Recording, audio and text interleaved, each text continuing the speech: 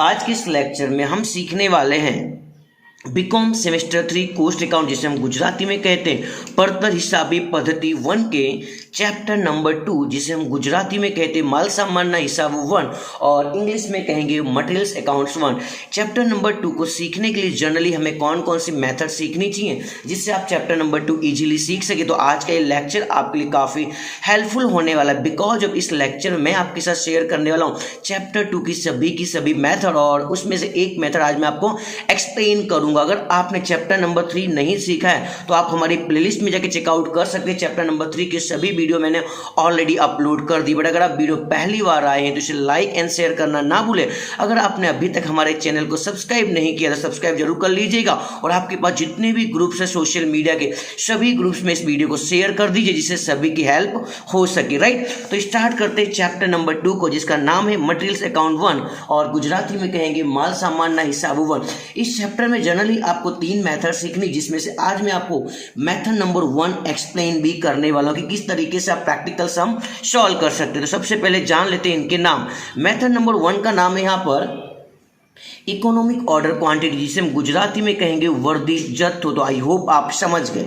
Method number 2 का नाम है यहाँ पे इन्वेंट्री लेवल, गुजराती में कहेंगे जुदा जुदा जत्थाना स्तर। जब मैं आपको मेथड नंबर 2 के सम एक्सप्लेन करूंगा तो वहां पे सभी फॉर्मूले भी बता दूंगा। अभी आपको इतना ध्यान रखना है कि चैप्टर नंबर 2 सीखने के लिए हमें कितनी मेथड सीखनी चाहिए। और मेथड नंबर 3 का नाम है मटेरियल टर्नओवर रेट, गुजराती में कहेंगे माल सामान फेर बदली दर। तो आज मैं आपको एक्सप्लेन करूंगा मेथड नंबर 1। तो मेथड नंबर 1 का नाम क्या था? इकोनॉमिक ऑर्डर क्वांटिटी, और गुजराती में कहेंगे वर्दी जत्थो। तो आपको मेथड नंबर 1 सीखने के लिए कौन कौन से फॉर्मूला याद करने चाहिए और किस तरीके से याद करना चाहिए उसे सबसे पहले हम समझ लेते हैं। तो पहली मेथड है मेथड नंबर 1 के अंदर When carrying cost is in per unit, यानी कि जब आपका कैरिंग कॉस्ट जो होता है वो पर यूनिट में दिया गया हो तो आपको ये फॉर्मूला यूज करना है। फॉर्मूला क्या है? EOQ इक्वल टू रूट में 2AO अपॉन में C, और गुजराती में कहेंगे જ્યારે નિભાવ या फिर माल खर्च એકમમાં હોય ત્યારે આ સૂત્રનો ઉપયોગ કરવામાં આવશે। तो आई होप आप समझ गए।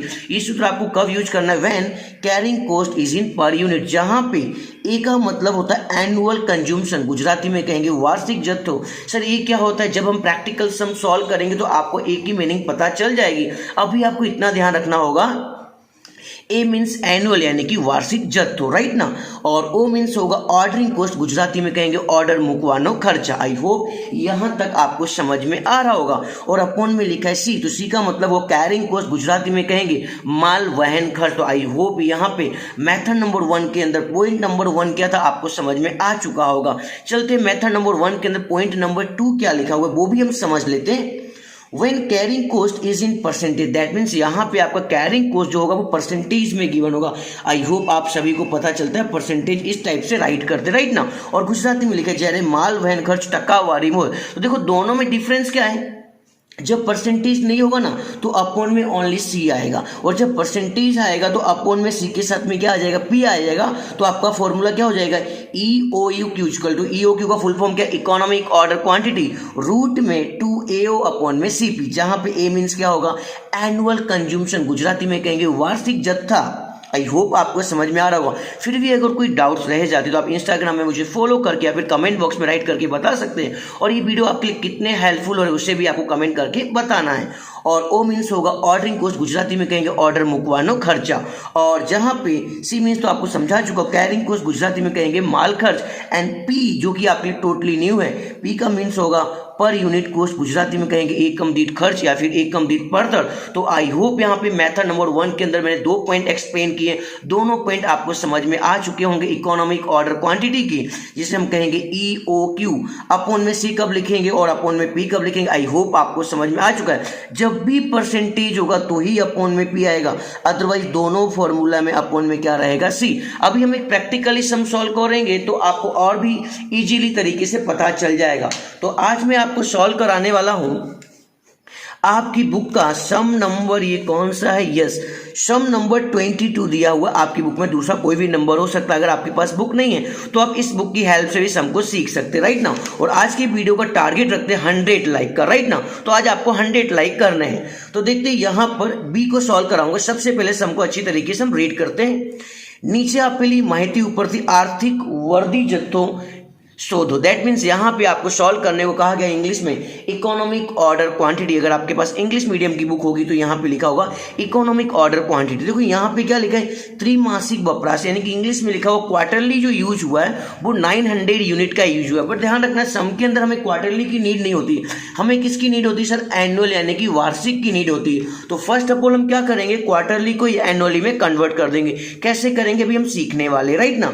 फिर यहाँ पे लिखा है ऑर्डर मुकवानो खर्चा। दैट मीन्स यहाँ पर ओ दिया हुआ है और वहन खर्च देखो यहाँ परसेंटेज दिया गया और यहाँ पे एकम दीठ कीमत यानी कि प्राइस दिया है 400 रुपया। देखो यहाँ पर आपको परसेंटेज दिखाई दे रहा है। तो फर्स्ट ऑफ ऑल हम समझ लेते कौन सा फॉर्मूला यूज करेंगे, 1 नंबर के 2 नंबर। तो आई होप आप समझ गए कि सर हम 2 नंबर यूज करेंगे because of percentage is in given. तो स्टार्ट करते हैं सम की, राइट।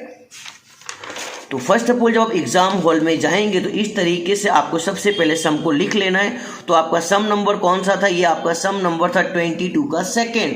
तो आप यहाँ पे राइट करेंगे सम नंबर 22 इकोनॉमिक ऑर्डर क्वांटिटी। तो सबसे पहले चेकआउट करेंगे, यहाँ पर क्या दिया था, त्रिमासिक वपराश दिया था। दैट मीन्स एनुअल कंज्यूमशन दिया हुआ था, उसे हमें किस में कन्वर्ट करना होगा सर, हमें ईयरली में कन्वर्ट होगा। देखते ही यहाँ पे ये रहा आपका सम। त्रिमासिक वपराश कितना दिया अपने पास 900 यूनिट, बट हमें त्रिमासिक नहीं चाहिए, हमें तो एनुअल चाहिए। तो एनुअल किस तरीके से सॉल्व करेंगे वो समझ लेते हैं। तो सबसे पहले आप यहाँ पे लिखेंगे ए मीन्स एनुअल और गुजराती में कहेंगे वार्षिक। आपके पास क्वार्टरली दिया हुआ है, ऐसे किस में कन्वर्ट करना होगा, एनुअल में। तो किस तरीके से कन्वर्ट करेंगे, देखो क्वार्टरली यानी क्या होता है, 3 होता है। 3 मंथ का जो यूजीस है वो कितने रुपीस है हमारे पास 900, जो कि आपकी बुक में दिया है। इंग्लिश में लिखा है क्वार्टरली, गुजराती में लिखा है त्रिमासिक। त्रिमासिक लिखा है इसलिए मैंने यहाँ पे क्या लिख दिया, 3 लिख दिया, राइट ना। अभी किसकी नीड हमको, एनुअली। तो 1 ईयर में कितने मंथ होते सर, 12 मंथ होते। तो 3 मंथ में आपने कितना यूज किया 900 रुपीज, तो 12 मंथ में कितना यूज होना चाहिए। तो यहाँ पे आपको क्या करना है, क्रॉस मल्टीप्लाई करना है। किस तरीके से करेंगे, 12 का मल्टीप्लाई 900 से, 12 इंटू 900 और डिवाइड में कितना कर देते हैं हम यहाँ पर 3 कर देते हैं। आपके पास है कैलसी यूज कीजिएगा, कैलसी यूज करेंगे तो यहाँ पर आपका आंसर आ जाएगा 3600 यूनिट। आप यहाँ पे लिख सकते हैं और गुजराती में चाहें तो एकम लिख सकते हैं। तो आई होप आप समझ गए।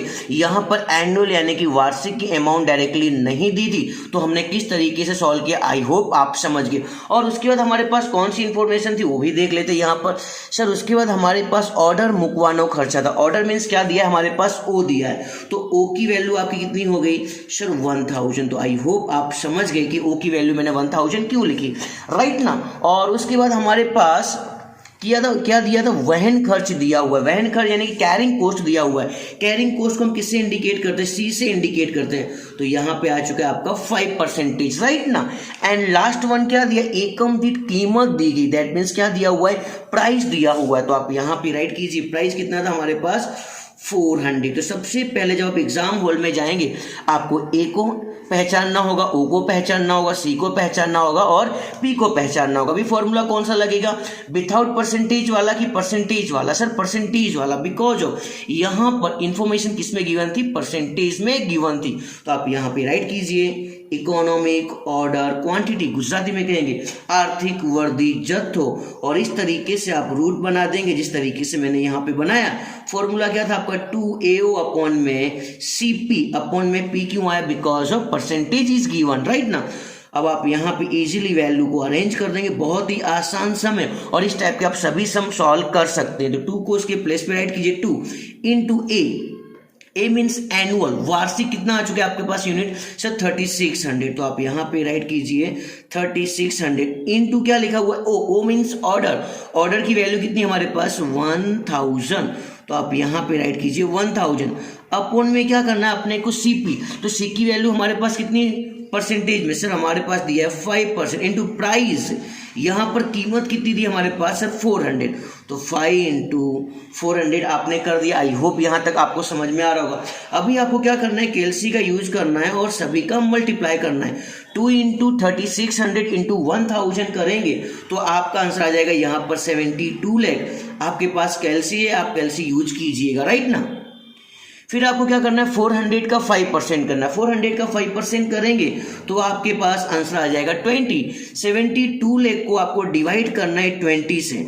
जब आप 72 लाख को 20 से डिवाइड करेंगे तो आपका आंसर आ जाएगा यहाँ पर तो 72 लाख को हम डिवाइड कर देते हैं 20 से। तो ये रहा हमारे पास कैलसी यूज कीजिए। 72 लाख को आपको डिवाइड करना है किससे? 20 से। 20 से आप डिवाइड करेंगे तो आपका आंसर आ चुका है यहाँ पर 3,60,000। तो आप रूट में राइट कर दीजिए 3,60,000। इतना होने के बाद आपको क्या करना है? फिर से कैलसी यूज करना है एंड 3,60,000 का क्या दिया हुआ है? रूट दिया हुआ है ना। तो रूट की बटन यहाँ पे दबा दीजिए। देखो ये रहा रूट की बटन और आपका आंसर आ चुका है यहाँ पर 600। तो आप इजीली यहाँ पे आंसर लिख सकते हैं 600 यूनिट। तो आई होप आप समझ गए कि इकोनॉमिक ऑर्डर क्वांटिटी के सम को किस तरीके से हमें सॉल्व करना चाहिए। फर्स्ट ऑफ ऑल हमें क्या ढूंढना होगा? अगर आपके पास एनुअल डायरेक्टली नहीं दिया है तो आपको एनुअल यानी कि वार्षिक जत्था ढूंढना होगा, ऑर्डर ढूंढना होगा, सी मीन्स वहन खर्चा ढूंढना होगा एंड पी मतलब प्राइस आपको ढूंढना होगा। और इस तरीके से आप सॉल्व कर सकते हैं इकोनॉमिक ऑर्डर क्वांटिटी। ये तो सम हो चुका है जब परसेंटेज में इंफॉर्मेशन दी गई है तो आपको किस तरीके से सॉल्व करना चाहिए। अभी मैं आपको एक सम और सॉल्व कराऊंगा तो इस टाइप के कोई भी सम आएंगे ना तो आप उसे आप इजीली सॉल्व कर सकते हैं, राइट ना। अब मैं आपको सॉल्व कराने वाला हूं आपकी बुक का एग्जाम्पल नंबर 3। किस तरीके से होगा उसे भी आपको ध्यान से सीखना होगा। तो सबसे पहले यहाँ पे क्या लिखा है? वार्षिक वपराश लिखा हुआ, that means annual consumption directly दिया हुआ है 5,000। जैसे अभी आपको सॉल्व करना पड़ा था ना, अभी आपको सॉल्व नहीं करना होगा बिकॉज ऑफ ऑलरेडी पहले से एनुअल लिखा हुआ है। फिर यहाँ पे एकम दीठ कीमत दी, प्राइस दिया हुआ, कितने रुपीज दिया हुआ है यहाँ पर? 8 रुपीज दिया हुआ, राइट ना। फिर यहाँ पे देखो एकम दीठ बीमा खर्चा, ब्याजना खर्चा, स्टोरेज खर्चा, यानी there are 3 type of expense. यहाँ पे 3 टाइप के खर्चे दिए गए। दैट मीन जो खर्चा होता है, वहन खर्च होता है, उसे हम किससे इंडिकेट करते हैं सर? सी के द्वारा इंडिकेट करते हैं, राइट ना। और फिर यहाँ पे लिखा है वर्दी मुकवानो खर्चा, दैट मीन्स यहाँ पे मुकवाना लिखा है, ऑर्डर वर्ड लिखा हुआ। तो ऑर्डर हमारे पास कितने का है? 25 का। तो आपको सॉल्व करना होगा यहाँ पे वर्दी जत्थो, इकोनॉमिक ऑर्डर क्वांटिटी। तो किस तरीके से सॉल्व करेंगे? तो यहाँ पर मैं सेकेंड पेज लेने वाला हूं जिससे इकोनॉमिक ऑर्डर क्वांटिटी कोई भी सम आएंगे आप इजीली सॉल्व कर सकते हो। तो कौन सा एग्जांपल था ये सर? एग्जांपल नंबर था 3। तो आप यहां पे राइट कीजिए एग्जांपल नंबर 3, राइट ना। आई होप आपको दिखाई दे रहा है। सबसे पहले हम क्या सॉल्व करेंगे? एनुअल यानी कि वार्षिक जत्थों। एनुअल कंज्यूमशन कितना था हमारे पास सर? 5,000 यूनिट्स था। तो आप यहाँ पे कट कॉपी पेस्ट कर दीजिए। फिर आपको क्या सॉल्व करना है? यहाँ पर आपको सी सॉल्व करना है। देखो यहाँ पे सी के लिए कोई वैल्यू नहीं दी गई, जैसे कि लास्ट समय आपने देखा डायरेक्टली लिखा हुआ, बट सी के लिए यहाँ पे 3 टाइप के एक्सपेंस दिए गए। इंश्योरेंस एक्सपेंस भी, यहाँ पे इंटरेस्ट एक्सपेंस भी और स्टोरेज एक्सपेंस भी। तो आपको क्या करना है इस केस के अंदर? जितने भी एक्सपेंस दिए गए सभी को ऐड कर देना। कितना दिया है? 60 पैसा, 20 पैसा एंड 20 पैसा। तो यहां पर मैं राइट करके बताने वाला हूं 0.60 प्लस 0.20 प्लस 0.20 सभी को ऐड करेंगे तो आपका आंसर 1 आ जाएगा। और इजीली आपको क्या मिल चुका है? सी मिल चुका, राइट ना। फिर हमारे पास क्या दिया हुआ है? यहाँ पर सर लिखा हुआ है मुकवानो खर्च, दैट मीन्स ऑर्डरिंग कॉस्ट दिया हुआ है। कितना दिया हुआ है हमारे पास सर? ओनली 25। तो आप ओ के प्लेस पे राइट कर देंगे 25। तो यहाँ पर ओ की वैल्यू आ चुकी 25। अब इतना होने के बाद देख लीजिए कहीं पे भी परसेंटेज वर्ड लिखा हुआ था। अभी आप कहेंगे सर आपने 8 रुपीज यानी कि प्राइस का तो कुछ किया नहीं। इसकी मीनिंग कब निकलेगी? जब हमारे पास इंफॉर्मेशन किस में होनी चाहिए? परसेंटेज में। दैट मीन्स ये जो समय विदाउट परसेंटेज वाला है, राइट ना। तो यहां पर क्या करेंगे हम? अभी फॉर्मूला लिख देते हैं किसका? Economic order quantity. फॉर्मूला क्या था आपका? रूट में 2AO अपॉन में सी। क्या अपॉन में पी लिखूं? नहीं, बिकॉज ऑफ पी कब आता है? जब परसेंटेज में इंफॉर्मेशन, बट यहाँ पे कोई परसेंटेज में इंफॉर्मेशन नहीं है। तो आप फिर से यहाँ पे कट कॉपी पेस्ट करेंगे। रूट सबसे पहले रेडी कर दीजिए 2 इंटू ए मीन्स एनुअल, वार्षिक कंज्यूमशन कितना दिया? 5,000। तो आप यहाँ पे राइट कीजिए 5,000 इनटू क्या लिखा हुआ? ओ मीन्स क्या होता है हमारे पास? ऑर्डर होता है। तो ऑर्डर हमारे पास कितने का था सर? 25 का। तो आप यहाँ पे राइट कीजिए 25 अपॉन में सी यानी कि कोस्ट यानी कैरिंग कोस्ट, वहन खर्चा नहीं दिया था। 3 टाइप के एक्सपेंस दिए थे, सभी एक्सपेंस को ऐड करने पर आंसर कितना आया था? 1। तो आप यहाँ पे यूज कीजिए 1।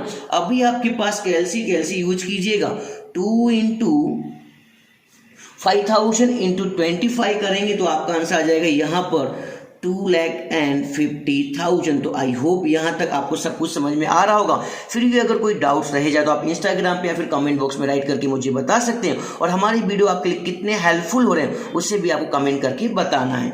और अपॉन में आप करेंगे 1। अब 2,50,000 को 1 से डिवाइड करेंगे तो आंसर क्या आएगा सर? सेम वही आएगा।